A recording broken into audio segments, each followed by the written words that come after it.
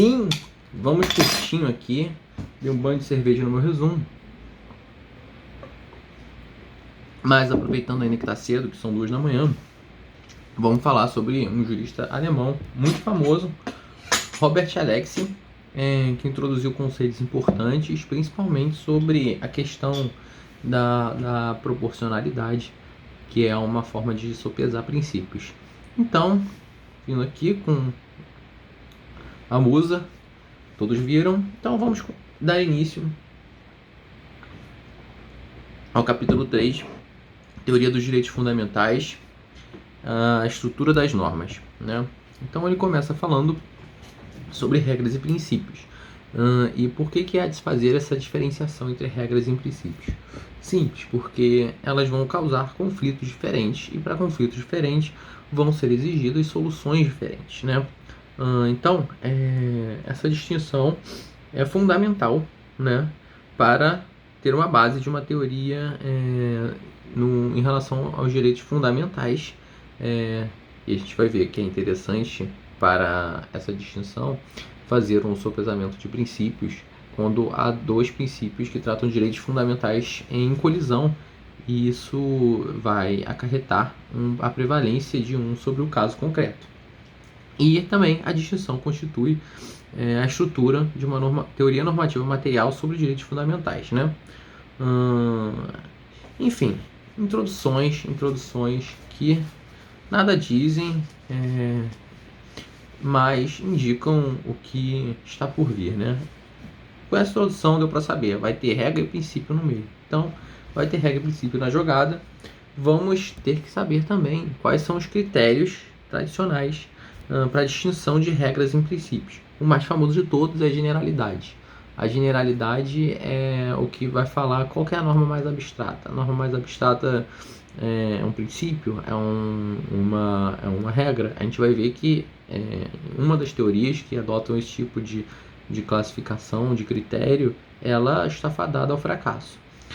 Mas existem também, vou dar um exemplo aqui, por exemplo, regra. Uma regra seria: todo preso tem o direito de converter outro preso à sua crença. Agora, o princípio é liberdade de crença. A gente vê que é muito mais abstrato, um grau de generalidade muito maior no princípio, correto? E também vão haver teorias, critérios de distinção que não são tão tradicionais quanto da generalidade. Um deles é a determinabilidade dos casos de aplicação, onde provavelmente foram os casos mais definidos, né, mais desenhados, talvez aí incida uma regra e não um princípio. Lembrando que existe um gênero maior que são as normas que podem ser divididas tanto em princípios quanto regras. O que vai diferenciar em uma teoria de distinção ou outra vai ser justamente o critério que vai ser utilizado, né? Já adianto logo que a teoria de Alexy não utiliza esse critério de generalidade, né, para diferenciar. Mas continuando, outro critério, além da generalidade, da determinabilidade de aplicação, é a forma do seu surgimento, que diferencia entre normas criadas e normas desenvolvidas, né? Desenvolvidas por quem? Pela doutrina, jurisprudência, a partir de normas que são postas já no ordenamento jurídico, postas no sentido de positivadas. Então, a partir de uma norma, a gente extrai, tá aí o princípio da supremacia do interesse público, né, a partir de uma determinada norma. E aí são critérios de diferenciação, né? Outro critério é o caráter explícito de seu conteúdo axiológico. Então, quanto mais conteúdo axiológico for explícito, né, a carga valorativa, né, mais indica que seja um princípio, né? Então, é mais um critério para distinção. Peguei uma rugada porque o teor alcoólico é baixo, então é só para refrescar mesmo. Outro critério é referência à ideia de direito ou uma lei jurídica suprema. Não entendi, não vou querer entender esse, mas é esse aí. Um último critério é a importância para a ordem jurídica, né? Aí vai não tem como classificar se vai ser uma regra ou um princípio com esse critério, né? Não sei, o mais importante para uma ordem jurídica seria um princípio que conseguiria orbitar, né, o sistema jurídico todo. Não sei, pode ser. Também, princípios e regras podem ser diferentes. Aí eles colocam outras classificações, né, que não são tão famosas. Pode ser classificados no fato de serem razões para regras ou eles mesmos serem regras. Por exemplo, com base em princípio, o princípio pode ser tão consagrado que aí virá uma regra.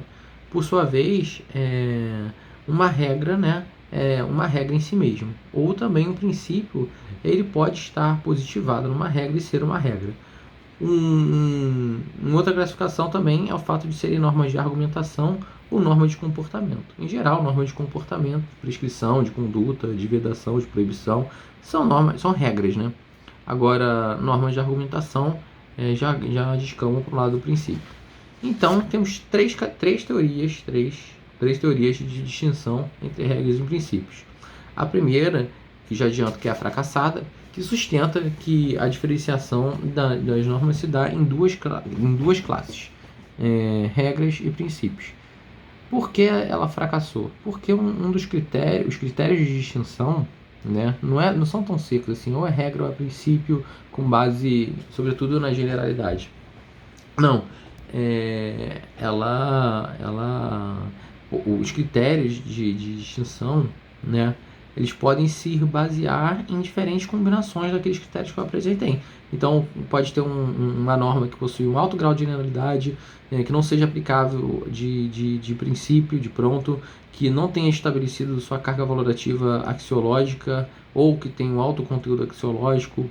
Pode ser também que guarde uma relação íntima com a ideia de direito, que já se aproxima talvez da regra. Enfim, não tem como esses critérios se combinam, e falar que diferencia-se entre regra e princípio é muito vago. Há de haver um meio de diferenciar melhor. Porque, por exemplo, ele apresenta o conceito de Wittgensteiniante, né, de semelhança de família, né? Então, ele possivelmente seria mais jogo, né, agregar determinadas normas que tenham suas características parecidas a partir desses critérios em determinadas famílias, né? Isso talvez fosse mais produtivo. Agora, uma outra teoria, né, que eu apresentei foi que divide em duas classes, regras e princípios, sobretudo com base no princípio da generalidade. Agora, a questão é uma outra teoria que argumentam que, embora as normas possam ser divididas entre regras e princípios, sustentam que essa definição é apenas de grau, né? E aqui também o aspecto da generalidade é visto como decisivo. Bom, e aí, para contrapor essa teoria, o Robert Alexy, ele indica que não é apenas de grau, mas sim em termos de qualidade. Tem uma diferença qualitativa entre regra e princípio, principalmente por causa de um critério que ele vai nos apresentar depois dessa introdução, que é o critério de princípios como mandados de otimização, né? E o que seria isso? Acredito que seja melhor começar pela regra para poder entender. A regra, geralmente, ela é binária. Ou ela se aplica inteiramente, ou ela não se aplica. Então, se uma regra vale, se uma regra 1 vale, ela exclui a regra 2, né? Se elas tiverem algum conflito. Então, não tem essa de que as duas possam estar... porque elas chegariam, se cada uma delas valesse separadamente, elas chegariam a situações fáticas completamente diferentes. Então, incompatíveis. Então, só uma pode valer. Regras, portanto, contêm determinações no âmbito daquilo que é fática e juridicamente possível. Bom, agora os princípios, por sua vez, eles, e aqui eu vou usar minha cola, são normas que ordenam que algo seja realizado na maior medida possível dentro das possibilidades jurídicas e fáticas existentes. Consequentemente, eles são mandatos de otimização, porque eles atuam em diferentes graus e eles não invalidam, um princípio não invalida o outro em que está em conflito, adiantando já o que eu vou trazer daqui a pouco. Então, a caracterização deles é porque eles podem ser satisfeitos em graus variados, né? E o fato de que a medida definida pela sua satisfação não depende só das possibilidades fáticas, mas também das possibilidades jurídicas. Sobretudo, né, além de se considerar o caso concreto, as possibilidades no caso concreto, os princípios eles podem aparentemente colidir, né? Por exemplo, juridicamente em plano abstrato, direito à intimidade e direito à informação, aparentemente de forma considerando apenas sem considerar a situação fática, eles apresentam algum conteúdo que pode se opor, né, à preservação da intimidade e direito à informação. Bom, dito isto, né, passemos aos conflitos entre princípios e conflitos entre regras. Como é que eles vão se solucionar entre si? Bom, melhor começar pelo conflito entre regras, que aparentemente são duas formas de solução. A primeira delas é a inclusão em uma das regras da chamada cláusula de exceção. E aqui ele dá um exemplo de duas regras que são: você só pode sair da sala quando o sinal tocar. Não pode sair da sala enquanto o sinal não tocar. Enfim, ao contrário do senso dá o mesmo. Você só não pode sair da sala enquanto o alarme não tocar. A segunda regra você tem o dever de deixar a sala se houver tocar o alarme de incêndio. Ora, aparentemente essas duas normas estão em colisão, né? Não dá para uma delas valer, não dá para as duas valerem, porque elas são regras e as regras elas não têm graus de que elas vão valer. Isso se aplica para o campo de social, por exemplo. Se alguma coisa tem uma conduta mais reprovável com a outra, mas como por se tratar de regra, não existe essa gradação. Então, uma delas vale ou não vale. Qual é a solução que é apresentada? Inserir uma cláusula de exceção na regra 1. No caso da regra 1 seria que não pode sair da sala enquanto o alarme não tocar. Coloca uma vírgula, salvo em caso de incêndio. Aí sim, essa cláusula de exceção permitiria que você pudesse sair da sala para se salvar do incêndio, né? Fato que na realidade o ponto de diferença dessas colisões de princípios e colisões de regras é a forma de solução de conflito. Porque o ponto comum é que se fossem aplicáveis os dois princípios, as duas normas, né, isso poderia acarretar com resultados inconsistentes ou inconciliáveis entre si. Então, o que vai mudar geralmente vai ser a forma de solução. Por exemplo, essa forma de solução entre regras, uma teve que inserir uma cláusula de exceção, né? Essa cláusula de exceção a gente vai ver daqui a pouco que não é inserida por acaso. Lógico que pode ser por interpretação, mas aí vai depender da flexibilização de princípios formais que são atinentes à elaboração legislativa. Se existe ou não campo para que possa inserir cartear uma interpretação de que existe uma exceção de forma abstrata. Mas continuando, uma das formas de solução do conflito entre regras é a inserção de uma cláusula de exceção, e a outra, né, é declarar inválida pelo menos uma das normas. E aí você vai utilizar critérios de lex specialis de hoc de lex generalis, ou que a lei posterior revoga a lei anterior. Pode usar diferentes critérios, mas fato que ao contrário do conceito de validade social, como diz, que é a coisa de reprovabilidade, que pode ser um pouquinho mais reprovável que o outro, pode ser moralmente mais reprovável uma conduta do que a outra. O conceito de validade jurídica, ela não é graduável. Então, ou é ou não é. 0 ou 1. Então, continuando aqui, colisão entre princípios, né? Colisão entre princípios. Agora é que o bicho pega. Agora é que existe uma demonstração que eu fiz questão de parar, ficar algum tempo para entender, porque tava com Czinho, P, esquema, seta para cá, seta para lá. Falei, cara, vou entender essa porra.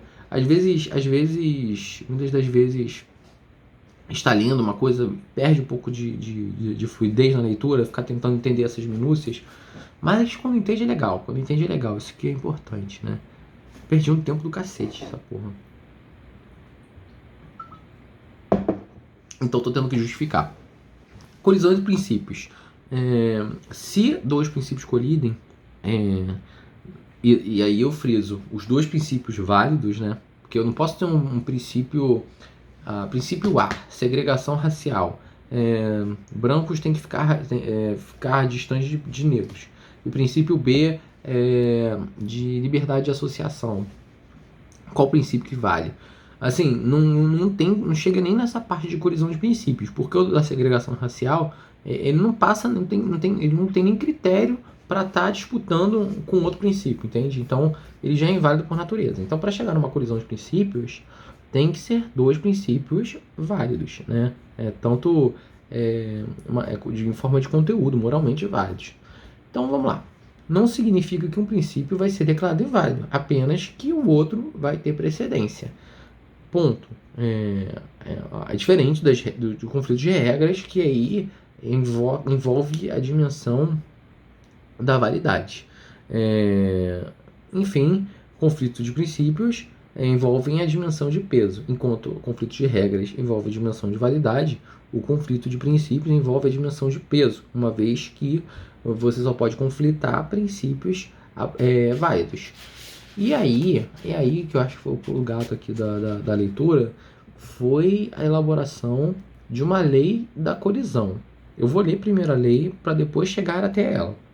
A lei da colisão diz o seguinte: as condições sob as quais um princípio tem precedência em face do outro constituem o suporte fático de uma regra que expressa a consequência jurídica do princípio que tem precedência. Lendo isso, você não entende porra nenhuma. Normal. Mas ele faz uma demonstração bacana sobre isso. Eu tô achando que eu deveria ter aberto a de 600 ml. Mas tá ótimo. Deixa eu até deixar aqui no cantinho para aparecer.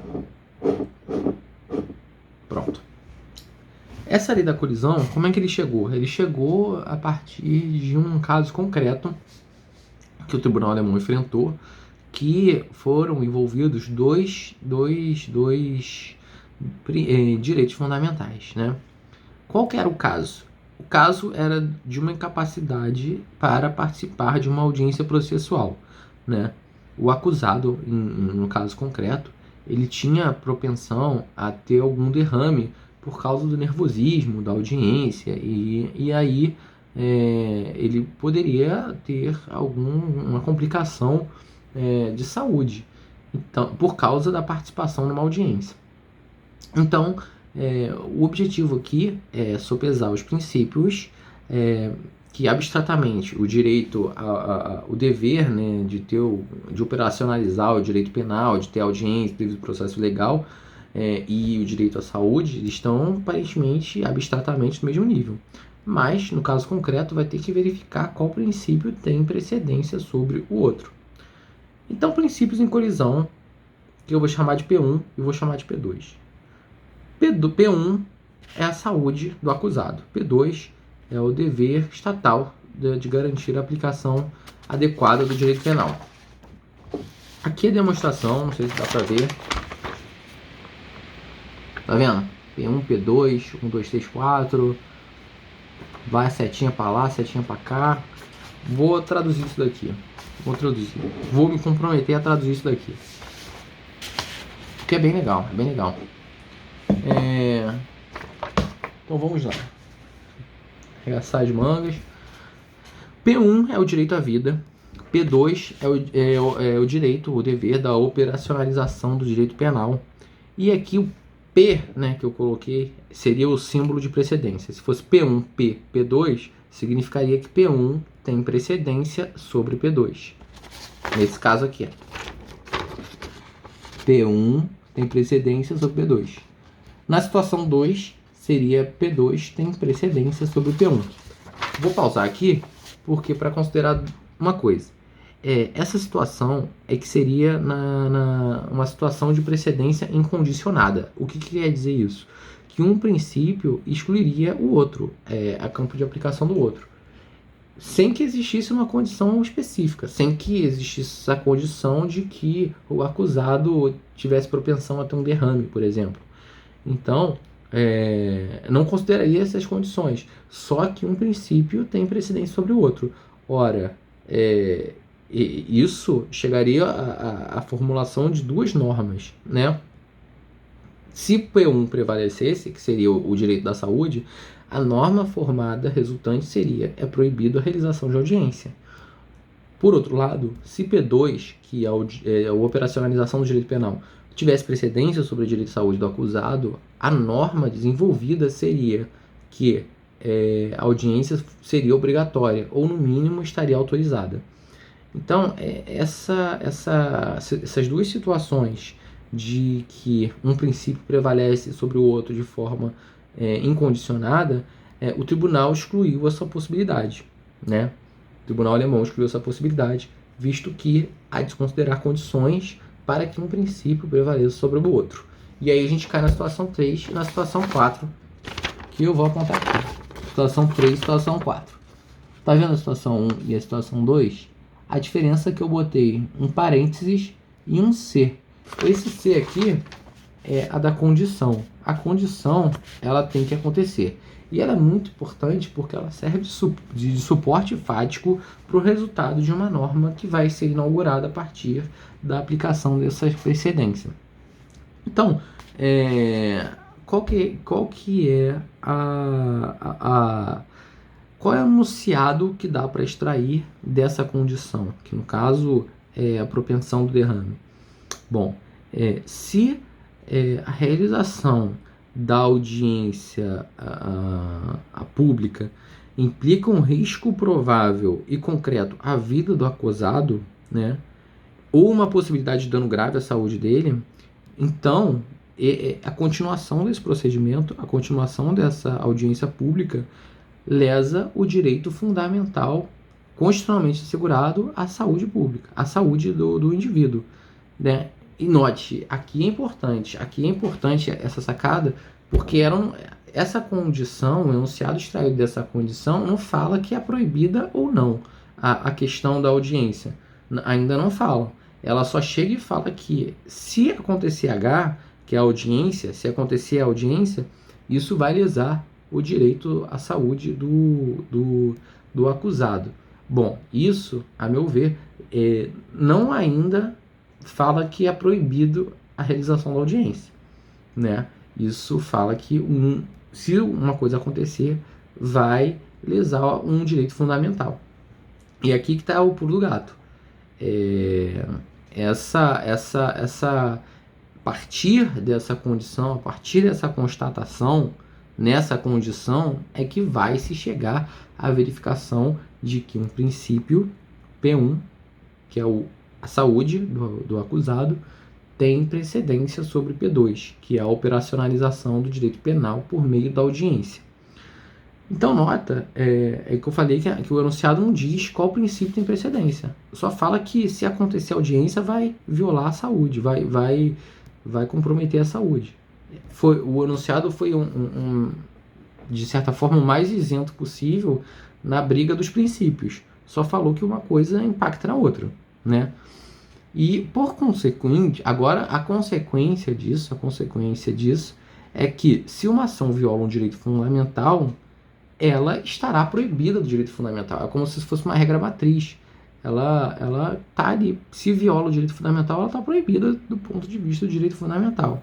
E aí sim a gente chega à conclusão de que a audiência está proibida.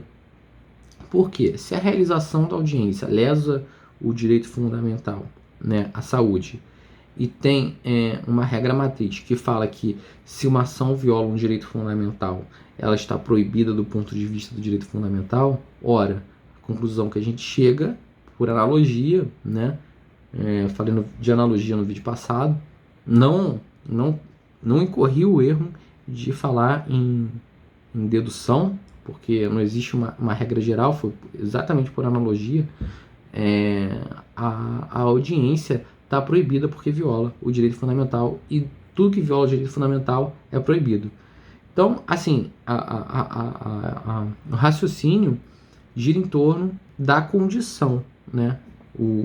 Essa situação de precedência condicionada é muito importante, porque vai definir qual princípio prevalece sobre um, sem que exista um princípio prevalente, independentemente de condição.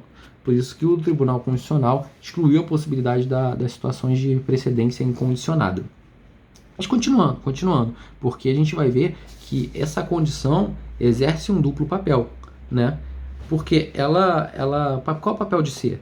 Ela, ao mesmo tempo que ela é a condição da precedência, que é o caso que a saúde do acusado é debilitada, essa é a condição, ela também é pressuposto do suporte fático de uma regra que vai ser criada, que justamente que é proibido a audiência, porque ela viola o direito fundamental. A regra é essa. Quando que essa regra consegue suporte fático para... ela consegue ter o input? Qual é o input? É justamente essa condição de que o acusado tem sua saúde debilitada. Então, se uma ação H preenche essa condição, se uma ação qualquer preenche uma condição C, né? E então e preenche essa condição C violando um direito fundamental, então H é proibida. Essa ação será proibida do ponto de vista do direito fundamental. E aí que é a conclusão da questão do sopesamento de princípios, que essa questão de verificar qual que o princípio prevalece, ela necessita obrigatoriamente de se verificar o caso concreto. Por isso que no princípio, que a gente vê em direito constitucional de harmonização dos princípios, é necessário saber qual é o caso concreto para saber qual quer ser. Se a gente verificar que C viola, lesa um direito fundamental, a gente vai verificar que um princípio vai prevalecer sobre o outro pelo fato de que a condição que é preenchida violará o direito fundamental. Então, a ação que vai violar o direito fundamental ela está terminantemente proibida. Por isso que é importante saber, que eu julguei importante ver essa demonstração passo a passo. Bom, passada essa demonstração passo a passo, ele fala sobre o caráter prima facie das regras e do caráter prima facie dos princípios. Porque no ordenamento jurídico tradicional, e já são 2h30, estou vendo que eu vou ter que dormir para encerrar esse vídeo, no ordenamento jurídico tradicional e, enfim, formalista, positivista, formalista ao extremo, a gente percebe que a regra não tem um caráter prima facie, ela tem um caráter, uma regra e funciona de forma sem ressalva, não tem nenhuma cláusula de exceção dentro dessa regra que vai fazer com que essa regra seja inaplicável. Já diferentemente, né, os princípios eles possuem essa característica de uma hora um valer, outra hora o outro não valer, né? Só que a gente volta lá para o caso do alarme. Se o alarme tocar, enquanto o alarme não tocar, você não pode sair da sala, e se for um incêndio, se ocorrer um incêndio, você tem que sair da sala. Será que é mesmo necessário o Poder Legislativo chegar a incluir essa cláusula de exceção na norma? Aí, isso vai depender do ordenamento jurídico em que você se encontra. Se for demasiadamente formalista, aí prevalece o princípio formal lá do devido processo legislativo, que pessoas competentes têm que ter iniciativa de lei para iniciar o processo, desencadear o processo legislativo. Aí só com lei mesmo você vai conseguir inserir essa cláusula de exceção.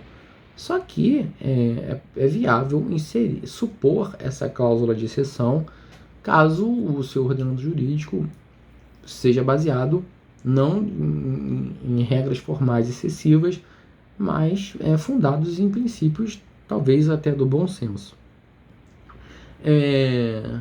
Por último, acredito que dá para destacar aqui, eu tenho tempo, o amado princípio da máxima proporcionalidade. E aqui vamos saudar esse princípio, porque ele realmente é o princípio que é um meta-princípio. Ele consegue ser aplicado para saber qual princípio pode valer no caso concreto. Por isso que ele é chamado de um meta-princípio, porque ele é utilizado para comparar dois princípios. E ele é composto basicamente de três subprincípios, né? Que é a adequação, a necessidade e a proporcionalidade em sentido estrito. A adequação e a necessidade, elas vão atuar sobre os pressupostos fáticos. Já a proporcionalidade em sentido estrito vai atuar sobre um pressuposto jurídico. Bom, o que é, de forma rápida, curta e objetiva? A adequação, né, ela é o princípio que vai falar que vai fazer a seguinte pergunta: o seguinte meio atinge determinado fim? Já o da necessidade, ela faz a seguinte pergunta: existe algum meio menos gravoso para atingir a determinado fim? E o da proporcionalidade de sentido estrito vai aferir o custo-benefício realmente de aplicar um princípio e não o outro. Então, 3 perguntas que a gente pode trazer até para um caso concreto aqui. Por exemplo, a necessidade de que seja medido no botijão de gás a cada vez que o consumidor for comprar o gás, para saber se tem realmente aquela quantidade de gás no botijão. Bom, é necessário? Primeira pergunta, é adequado? Um meio atinge o fim. Se eu pesar o gás, o botijão de gás, na frente da pessoa que está comprando, do consumidor, ele vai conseguir verificar que no botijão tem aquela quantidade de gás que ele está comprando. Agora, será que passa pelo segundo filtro, que é o filtro da necessidade? Ora, se existe algum meio gravoso, com certeza não passa. Qual seria o menos gravoso? O meio menos gravoso? A empresa, por amostragem, medir 1, 2, 10 botijões e extrapolar aquela amostra para o resultado geral. Porque, olha, é realmente impraticável toda vez que você for vender um botijão de gás você pesar na frente do consumidor. Isso vai trazer um custo operacional a mais, que com certeza vai ser repassado no preço, que o próprio consumidor não queria pagar, né? Se tivesse a opção de pagar, olha só, você pode comprar um botijão por R$50 ou pode comprar um botijão por R$70, com eu pesando ele na sua frente para saber que tem determinada quantidade de gás. É lógico que o consumidor não ia querer, porque isso iria impor gravames além do necessário para o consumidor. Então, existe meio menos gravoso? Sim, existe. Qual? Pesar o botijão de gás por pura amostragem. Então não passa nesse teste da proporcionalidade. Por isso que o que vinha pesando aqui? O direito do consumidor de saber a quantidade do volume de gás que está dentro do botijão, e também aí vinha o direito aqui da livre iniciativa do cara, da empresa de botijão não querer pesar, porque isso iria implicar em custos adicionais. Então é isso. E a partir disso, né, verifica-se que qual princípio sobressaiu. Sobressaiu o princípio da indústria. E por que não dizer do consumidor? Porque o consumidor, se por acaso houvesse uma decisão para que houvesse essa necessidade de pesar o botijão de gás na frente do consumidor, o consumidor ia sair perdendo, porque o preço do gás ia aumentar. Então, posso dizer que houve ganhos tanto para o consumidor quanto para o distribuidor de gás. Dado esse exemplo de gás, tenham todos uma boa noite, ou já um bom dia. São 2h40 da manhã e um forte abraço.